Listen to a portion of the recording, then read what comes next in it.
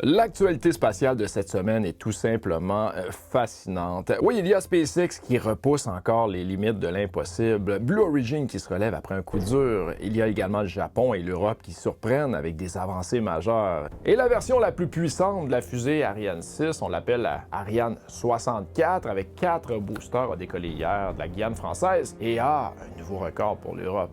Une situation critique qui se répète dans la Station spatiale internationale. Ça commence à vieillir en haut. Et pour couronner le tout, eh bien, un ciel d'été absolument magnifique qui nous attend juste au-dessus de nos têtes.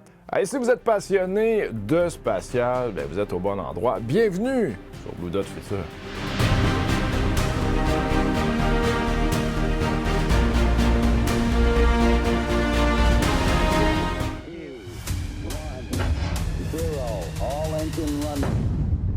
Let's go.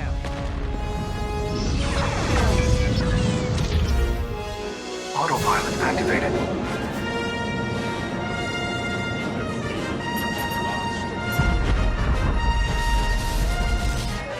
Alors commençons tout de suite avec les nouvelles de SpaceX parce que je peux vous dire qu'ils nous ont gardés occupés pas à peu près cette semaine. D'abord, la bonne nouvelle, eh bien, Gwynne Shotwell, ça c'est la présidente de SpaceX, nous a partagé que nous pourrions voir le 13e vol du Starship d'ici environ un mois. Les équipes sont déjà en train de préparer le Booster 20 et le Ship 40 avec les nouveaux moteurs. SpaceX est également en train de construire une énorme usine à Starbase qu'ils appellent la Gigabay. Et lorsqu'elle sera prête, eh bien, ils pourront travailler sur 24 duos Starship Super Heavy en même temps. C'est pas rien. Et pour vous donner une idée de grandeur, eh bien, lorsque cette usine sera complétée, ce sera à peu près la taille de 15 terrains de football. Rien que ça. Et ça va leur permettre de construire et de réparer les Starships beaucoup plus rapidement. Mais Elon Musk, comme d'habitude, voit encore plus grand. Il veut construire des gros satellites en orbite qui vont servir de super ordinateurs pour l'intelligence artificielle.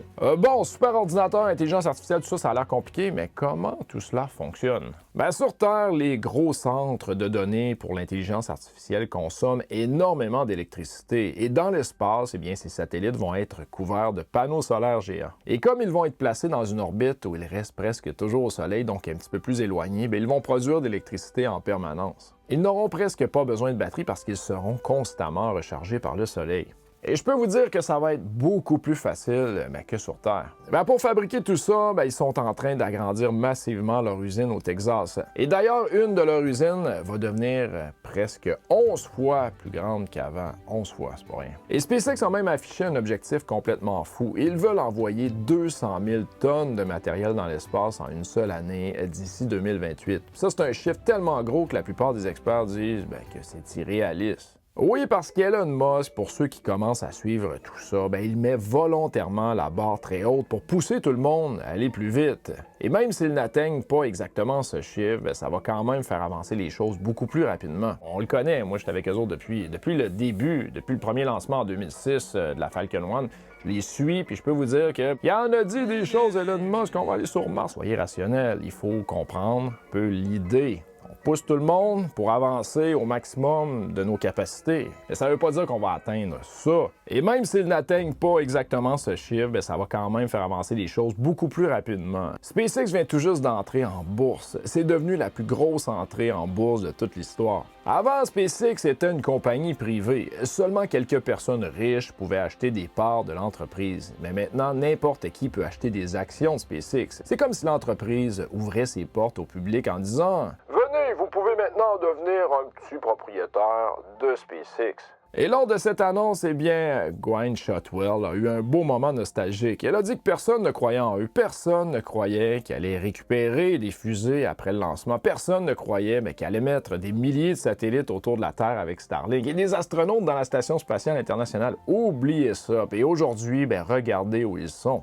Et parole d'un gars qui suit la compagnie depuis ses tout débuts. Je peux vous dire que Gwynne n'était même pas là encore, puis ce qu'elle a dit, c'est extrêmement vrai. Quelle aventure SpaceX! Puis ce qui est agréable, c'est que ce n'est que le début, imaginez le futur.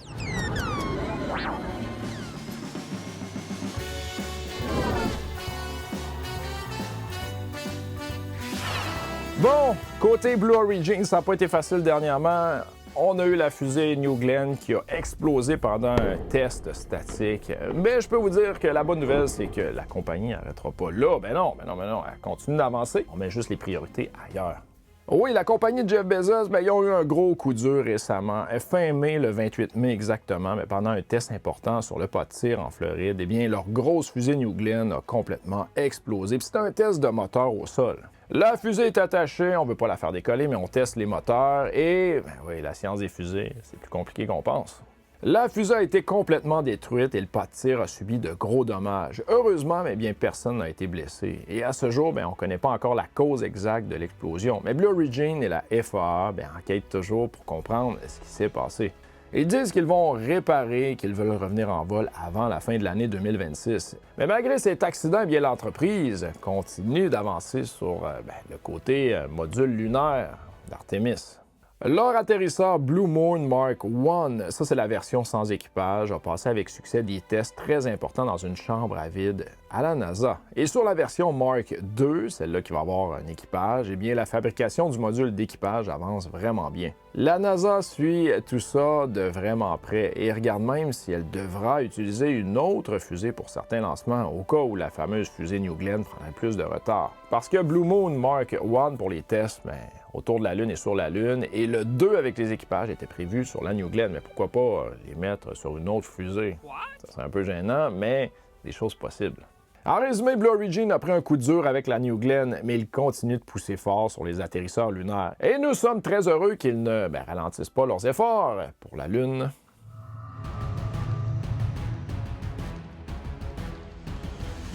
Bon, on a changé de couleur parce qu'on est rendu en rouge pour la NASA parce qu'ils nous ont partagé des informations vraiment importantes sur toutes les modifications du programme. Je vous en parlais il n'y a pas si longtemps, mais on a encore upgradé, changé des choses pour accélérer tout ça du côté de SpaceX et du côté de Blue Origin également. Lors d'un événement tenu le 9 juin au Johnson Space Center, la NASA a annoncé l'équipage de la mission Artemis 3 qui sera un vol en orbite terrestre basse. Les 4 astronautes sont l'Italien Luca Parmitano qui sera pilote, puis c'est le premier Européen à participer à une mission Artemis. Il a effectué 2 missions de longue durée à bord de la Station spatiale internationale en 2013 et 2019 et a réalisé déjà plusieurs sorties dans l'espace. Le deuxième sera l'Américain Randy Bresnik, commandant vétéran de l'espace. Il a volé à bord de la navette spatiale STS-129 en 2009, puis a passé plusieurs mois à bord de l'ISS en 2017. Il y aura également l'Américain Andrew Douglas, spécialiste de mission. Il n'a jamais volé dans l'espace. Il était astronaute de réserve pour les coéquipiers américains lors de la mission Artemis 2. Et en terminant, l'Américain Frank Rubio, spécialiste de mission. Il est l'astronaute américain ayant mené la mission spatiale la plus longue avec 370 jours à bord de l'ISS. Et pendant Artemis 3, le vaisseau Orion s'amarra des prototypes des atterrisseurs Blue Moon Mark II de Blue Origin et le Starship de SpaceX. La NASA prévoit d'utiliser l'un de ces atterrisseurs pour Artemis 4, la première tentative d'atterrissage lunaire habité d'Artemis qui est prévue pour 2028. L'année dernière, l'agence avait demandé aux 2 entreprises de développer des approches d'accélération pour leur atterrisseur du système d'atterrissage humain HLS, mais ni la NASA ni les entreprises n'avaient divulgué beaucoup de détails sur ces concepts. Et heureusement, l'événement qui a suivi nous a fourni beaucoup plus d'informations sur ces 2 approches. Alors parlons des 2 nouvelles approches des 2 compagnies en question que vous connaissez très bien. D'un côté, nous avons SpaceX et de l'autre, Blue Origin. Donc on va commencer avec SpaceX. Pour la compagnie SpaceX, ils utiliseront bien sûr le fameux Starship comme atterrisseur et étage d'injection translunaire. Oh, ça c'est nouveau! Oui, pour SpaceX, ça implique d'utiliser le Starship à la fois comme atterrisseur lunaire et comme étage d'injection translunaire ou TLI. Et ça, c'est une énorme nouveauté à imaginer. L'amarrage du Starship à la capsule Orion, qui était supposé être en orbite NRHO, ça c'est une orbite halo-quasi-rectiligne autour de la Lune, aura finalement lieu en orbite terrestre. Et ensuite, ils utiliseront le Starship pour effectuer l'injection translunaire avec Orion attaché. Et le stack combiné Starship Orion se rendra en orbite lunaire basse plutôt qu'en NRHO. Et c'est à ce moment que le Starship se désamarrera pour l'atterrissage ou l'alunissage. Et cette approche améliore la sécurité de l'équipage en effectuant d'abord l'amarrage critique de l'équipage en orbite terrestre qui sera pratiqué lors d'Artemis 3. Et NRHO, c'est Near Rectilinear Halo Orbit. En français, c'est un orbite halo quasi-rectiligne ou proche. C'est un type d'orbite très spécial autour de la Lune qui était choisi par la NASA pour le programme Artemis, et surtout pour la station Gateway qui n'existe plus. Au lieu de tourner en cercle bien rond et serré autour de la Lune, comme les missions Apollo, le NRHO, ça ressemblait à une grande elliptique très allongée, presque comme un ovale tout en hauteur. Et une extrémité passe très près de la Lune, surtout au-dessus du pôle sud qu'on veut explorer. Et l'autre extrémité s'éloignait beaucoup plus loin dans l'espace. Et le vaisseau mettait environ 6,5 jours pour faire un tour complet. Mais là, l'orbite NRHO, on oublie ça, puis on revient comme à l'ère Apollo, une orbite serrée autour de la Lune. Mais la bonne nouvelle, c'est que l'équipage pourra aborter ou avorter depuis la surface lunaire presque à tout moment, au lieu d'attendre jusqu'à plusieurs jours depuis l'orbite de Halo. Et ça va réduire par le fait même les besoins en propergol grâce à un trajet plus direct vers la Lune, ce qui signifie moins de lancements de ravitailleurs de propergol nécessaires pour la mission. Ils ont tout pensé parce que ça va éliminer également les exigences de l'otter ou l'attente en orbite pour que les deux morceaux se rejoignent en orbite lunaire. Et les défis de cette attente étaient énormes. Ça rendait le Starship version lunaire très différent du Starship normal. Ça peut paraître un peu compliqué, je vous explique. Avant, l'ancien plan, c'était que le Starship devait aller attendre près de la Lune. Du côté d'Orion, le vaisseau avec les astronautes, il arrivait beaucoup plus tard. Donc, le Starship devait rester là à tourner en rond pendant plusieurs jours, voire des semaines, en attendant le rendez-vous. Et c'est ce qu'on appelle les exigences de l'oiter, ou attendre sur place en orbite. Le problème, c'est que pour survivre longtemps en orbite lunaire sans rien faire, Starship avait besoin de plein de systèmes spéciaux et très chers. On parle de meilleure isolation thermique parce qu'il fait très froid ou très chaud selon où il est. Plus de batteries ou de panneaux solaires puis des systèmes de survie plus robustes. Mais maintenant, avec le nouveau plan, ils ont complètement supprimé cette attente près de la Lune. Donc, le Starship reste tranquillement près de la Terre, au dépôt de carburant, là où on le remplit avec les ravitailleurs. Il ne part que quand Orion est prêt et déjà en orbite, puis il s'attache autour de la Terre, puis le Starship pousse tout le monde vers la Lune d'un seul coup. Et le résultat, plus besoin d'attendre des jours près de la Lune. On enlève toutes ces exigences compliquées de l'oiter. Donc, le Starship pour Artemis peut ressembler beaucoup plus à un Starship normal, celui qu'on voit déjà voler. C'est plus simple, moins cher et plus rapide à construire et plus fiable également. Le Starship qui sera utilisé pour la mission Artemis 3 sera donc un Starship version 3 pris directement sur la ligne de production avec l'ajout d'un adaptateur d'amarrage, mais avec pratiquement aucun autre système spécifique à la version d'atterrisseur lunaire, comme une cabine d'équipage. Et selon Jared Isaacman, administrateur de la NASA, SpaceX ont démontré en continu beaucoup de ses capacités sur le fameux Crew Dragon. Ce qui est plus important, selon lui, ce sont d'autres tests de contrôlabilité du stack combiné Starship Orion basé sur l'accélération selon l'axe X négatif qui sera nécessaire lorsque le Starship effectuera la manœuvre TLI vers la Lune avec Orion amarré. Et pour Blue Origin, il y a eu également des modifications du côté du Blue Moon Mark II. Pour Blue Origin, le plus grand changement dans son architecture Blue Moon concerne le remplacement d'un vaisseau transporteur. L'entreprise avait publié l'année dernière des détails sur ce vaisseau qui devait stocker des propergols, on parle d'hydrogène et oxygène liquide, agrégés en orbite terrestre basse et les transporter jusqu'à la Lune pour utilisation par l'atterrisseur Blue Moon. Mais Blue Origin met de côté ce fameux transporteur. Maintenant, ils utilisent des étages de transfert dérivés du Mark I à la place. L'atterrisseur Blue Moon Mark I non habité. Et le changement d'architecture a donc éliminé certains des plus grands risques de développement technologique qu'ils avaient, leur permettant de revenir en arrière et d'avoir une opportunité de voler plus tôt. L'entreprise Blue Origin poursuit activement les travaux sur ses atterrisseurs Blue Moon tout en enquêtant sur l'explosion de la New Glenn. Et actuellement, leur usine fonctionne avec des équipes 24 heures sur 24, puis ils prévoient de terminer le véhicule pour Artemis 3 pour le lancement en 2027. Il faut savoir que la Chine ambitionne d'envoyer des astronautes sur la Lune à l'horizon 2030, et les deux pays veulent établir des bases près du pôle sud lunaire. Et le pays qui débarquera au pôle sud le premier aura évidemment la priorité pour choisir les sites voulus.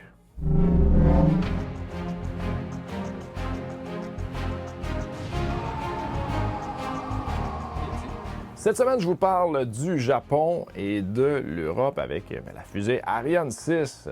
Nous parlons souvent des Américains, mais c'est normal, on est en Amérique, mais le spatial avance aussi très fort ailleurs dans le monde. Commençons par la fusée japonaise, la fameuse H3. C'est la nouvelle fusée principale du Japon qui est développée par la JAXA et Mitsubishi. Elle mesure environ 63 mètres de haut et pèse autour de 574 tonnes au décollage. Sa particularité, elle est modulaire. Et ça veut dire qu'on peut choisir d'avoir 2 ou 3 moteurs principaux sur le premier étage. Et c'est des moteurs LE9 qui brûlent de l'hydrogène et de l'oxygène liquide et ajoutés par la suite ou non des boosters solides. Et d'ailleurs, le 12 juin 2026, ils ont réussi un vol important avec la version H330, 3 moteurs principaux et aucun booster solide. Puis ça, c'était la première fois qu'une fusée japonaise volait uniquement avec des moteurs liquides. Et ils ont mis 6 petits satellites en orbite avec succès. Et le but de cette conception, c'est de rendre des lancements japonais plus abordables. On parle de 50 millions par lancement. Et en plus d'être abordables, ils seront flexibles. Et en termes de comparaison, elle ressemble un peu à la fusée Falcon 9 de SpaceX, mais non réutilisable pour l'instant. Maintenant, parlons de la fusée européenne Ariane 6. On n'en entend pas beaucoup parler, mais elle a un lancement qui vient tout juste d'arriver. Oui, c'est la nouvelle fusée lourde de l'Europe développée par Ariane Group et l'ESA. Elle mesure plus de 60 mètres et peut peser jusqu'à 900 tonnes au décollage dans sa version la plus puissante. On l'appelle Ariane 64. Elle a un gros moteur principal au premier étage, le fameux Vulcain, qui brûle aussi de l'hydrogène et de l'oxygène liquide, plus 2 ou 4 boosters solides, le P120C ou la nouvelle version améliorée, le P160C. La fusée Ariane 6 a finalement décollé hier comme prévu et c'était quelque chose de grandiose pour l'Europe. Le lancement d'Ariane 6, la mission VA269, s'est déroulé comme prévu le 17 juin 2026 à 12h21 UTC depuis la Guyane française. Et c'était la version la plus puissante de Ariane 6, avec 4 boosters, donc Ariane 6, 4, 64. Les nouveaux boosters P160C qui contiennent 14 tonnes de propergol de plus chacun. Et le lancement s'est déroulé parfaitement sans aucun problème. Environ 25 minutes après le décollage, les 36 satellites d'Amazon, les Léo, ont été déployés avec succès en orbite basse. Et c'est un nouveau record pour l'Europe. Oui, c'est la charge utile la plus lourde qu'une fusée Ariane ait jamais mise en orbite, plus de 19,8 tonnes. Et ça montre clairement qu'Ariane 6 est non seulement opérationnelle, mais compétitive. Et du côté d'Ariane 6, elle ressemble beaucoup à une fusée Falcon Heavy, mais non réutilisable cette fois-ci. Et son gros avantage, c'est qu'elle est conçue pour être plus flexible et moins chère que l'ancienne Ariane 5, tout en restant très fiable pour les missions importantes. Donc une fusée qui sera très fiable pour lancer des satellites qui ont une importance capitale.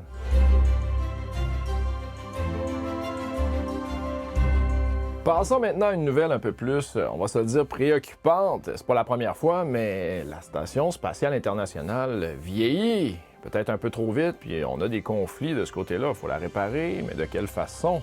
C'est qu'au début du mois de juin 2026, la NASA a ordonné à tout l'équipage de se réfugier temporairement dans le vaisseau Crew Dragon de SpaceX. Pourquoi? C'est parce qu'une fuite d'air s'est aggravée dans le module russe Zvezda. Et ça, c'est le vieux module de service qui sert aussi de quartier d'habitation.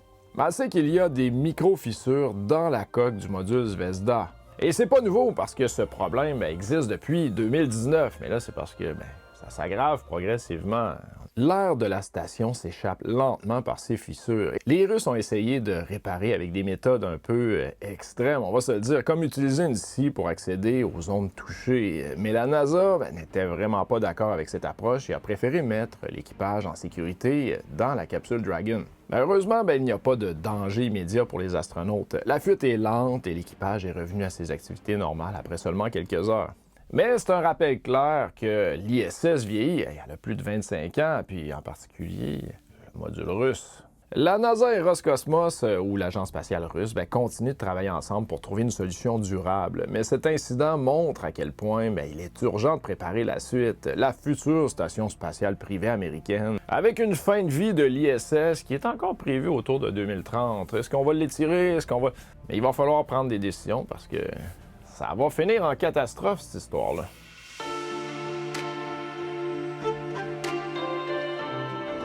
Nous sommes le 18 juin et à l'aube de l'été, nous sommes capables d'observer un ciel magnifique et même en ville. Je vous partage toutes ces informations-là. Vous allez voir, c'est incroyable. Il faut en profiter. Même si on a passé les plus gros rapprochements du début du mois, il reste quand même plein de choses à voir ce soir et cette semaine. Les planètes du soir. Tout d'abord, direction l'ouest, juste après le coucher de soleil. Il y a Vénus et Jupiter qui sont encore bien visibles en ce moment. Elles se sont rapprochées très près autour du 9 juin, une belle conjonction que plusieurs d'entre vous ont sûrement observée. Et même aujourd'hui, quelques jours plus tard, elles restent magnifiques côte à côte. Vénus, c'est la superstar, c'est l'objet le plus brillant du ciel après la Lune. Et du 11 au 15 juin, Mercure s'était jointe à elle pour une mini-parade de planètes basses à l'horizon ouest. Mercure est un peu plus difficile à voir, mais si tu as un horizon bien dégagé vers l'ouest, 30 à 45 minutes après le coucher de soleil, tu peux encore essayer de les repérer ces prochains soirs. C'est parce que toutes les planètes tournent à peu près sur le même plan vu de la Terre. On appelle ça l'écliptique. Et du coup, elles se regroupent parfois comme ça dans le même coin du ciel. Et c'est vraiment très facile à observer, même sans télescope. L'événement d'hier. Oui, hier, le 17 juin, on a eu un événement rare. La Lune est passée devant Vénus. C'est ce qu'on appelle une occultation. Et pour plusieurs régions d'Amérique du Nord, dont le Québec, malheureusement, ça s'est produit en plein jour. Vénus a disparu derrière la Lune pendant une trentaine de secondes avant de réapparaître. Et même si tu l'as pas vu, hier soir, ce soir, la Lune est encore très proche de Vénus et Jupiter. Et c'est un magnifique trio à observer. Et mes amis, hier, j'ai eu tout un spectacle de cette occultation de Vénus qui passait derrière la Lune parce que j'étais au décollage de Coudjouac en fin d'après-midi direction Québec. Et oui, j'aurais aimé vous partager ces images, mais c'est impossible avec la fenêtre, la glace. Mais croyez-moi, c'était magique, vraiment, sincèrement, là. Wow! Des fois, on a des bons timings. J'en ai eu un hier après-midi. Le solstice d'été. Attention, mes amis, c'est un grand moment cette semaine. Le fameux solstice d'été arrive dimanche, le 21 juin, à 4h24 du matin, heure du Québec, ou 10h24, heure de Paris. Et ce sera le jour le plus long de l'année dans l'hémisphère nord. Les journées sont au maximum et les nuits les plus courtes. C'est parfait pour profiter des soirées dehors à regarder le ciel. Et à cet instant précis, l'été astronomique commence officiellement dans tout l'hémisphère nord. Mais là, on parle, mais qu'est-ce qui se passe vraiment pendant le solstice? C'est que la Terre est inclinée sur son axe à 23,5 degrés. C'est la raison pourquoi, quand vous achetez une planète Terre, elle n'est pas droite. Et quand on est au solstice d'été, le pôle Nord est incliné au maximum vers le Soleil. Résultat, le Soleil atteint son point le plus haut dans le ciel de l'année et reste visible plus longtemps. Et c'est pour ça que le 21 juin, c'est le jour le plus long de l'année et la nuit la plus courte. Et à Montréal, nous aurons environ 15h30 minutes de lumière. Mais si on va encore plus au nord, vers Coudjouac, là, on parle de pratiquement 24 heures. Là. Et pourquoi c'est important? C'est le début officiel de l'été pour les astronomes. C'est pas le même que sur le calendrier météo. Et historiquement, c'était une fête importante. D'ailleurs, les feux de la Saint-Jean au Québec, le 24 juin, sont directement liés à cette tradition ancienne de célébrer le soleil au plus fort. Et ça influence la nature, les plantes poussent à fond et les animaux sont plus actifs. Et nous, nous profitons des longues soirées dehors. Et ce qui est important de souligner, c'est que le jour le plus long ne correspond pas toujours au lever de soleil le plus tôt ou au coucher le plus tard. Ça varie un peu à cause de l'orbite de la Terre et de la façon dont on mesure le temps. Mais globalement, profitez-en parce que c'est le moment où nous avons le plus de lumière. Le ciel profond de l'été. Une fois que la nuit est bien noire, cherchez le triangle d'été, parce qu'il est formé par 3 étoiles brillantes. Vega, Altair et Deneb, c'est la grande signature du ciel d'été, facile à repérer même en zone urbaine. Et autour de ce triangle, il y a plein de trésors pour ceux qui ont un télescope ou qui font de l'astrophotographie. Nous retrouvons la nébuleuse de Altair, ou la M27, la nébuleuse de l'Anneau, la nébuleuse de l'Amérique du Nord et la nébuleuse du Voile. Et là, on parle de trésors et de nébuleuses, mais c'est quoi ça, une nébuleuse? Imaginez que l'espace est comme un immense océan rempli de gaz et de poussière. Une nébuleuse, c'est tout simplement un gros nuage de ce gaz, surtout de l'hydrogène et de l'hélium et de poussière cosmique qui flottent entre les étoiles. Et le mot nébuleuse vient de nébuleux, qui veut dire flou ou nuageux. Et vu de la Terre, ça ressemble souvent à une tache floue dans le ciel.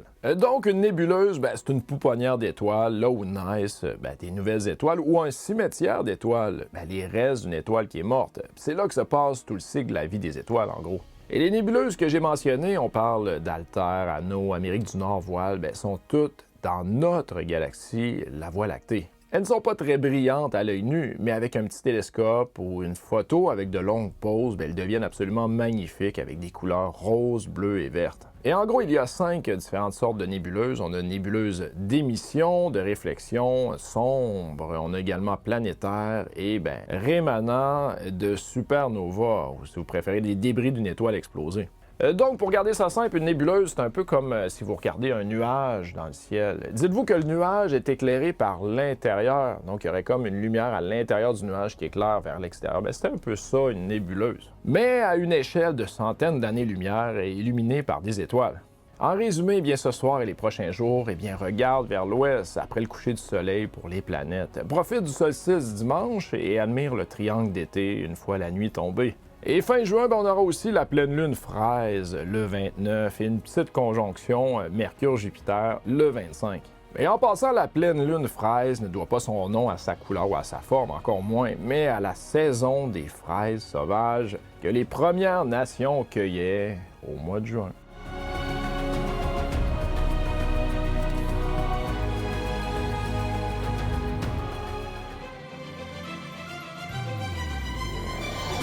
Et ça complète votre actualité spatiale de la semaine. Hey, j'espère que vous avez apprécié. Merci de suivre l'aventure Blue Dot Future. C'est toujours un énorme plaisir de vous compter parmi nous. Profitez du magnifique ciel d'été qui nous attend. Il y a vraiment de quoi être inspiré. Et à partir de maintenant, je m'engage à être beaucoup plus régulier. Donc, une fois aux 2 semaines, à tous les jeudis midi, heure du Québec, ou 18h, heure de la France, je serai ici avec vous. Et je pense que vous aimez ça également, le passé, l'aviation, le cosmos. Eh bien, je vais vous sortir une vidéo d'histoire de tout cela, d'exploration spatiale, dans la première semaine de chaque mois. Et si ce format vous plaît et vous ne voulez pas manquer toutes vos nouvelles du spatial, n'hésitez pas à vous abonner et d'activer la cloche. Vous aurez une notification lorsque une vidéo sortira. Et avant de vous quitter, fidèle à mes habitudes, je vous laisse avec une pensée de ce fameux Confucius. Celui qui déplace une montagne commence par déplacer de petites pierres. Et n'oubliez pas d'alimenter vos passions et de rêver parce que la vie est magnifique. Et le futur n'est pas écrit d'avance pour personne. Vous avez toujours le pouvoir de le changer. Et je vous souhaite une magnifique semaine. Adios, amigos.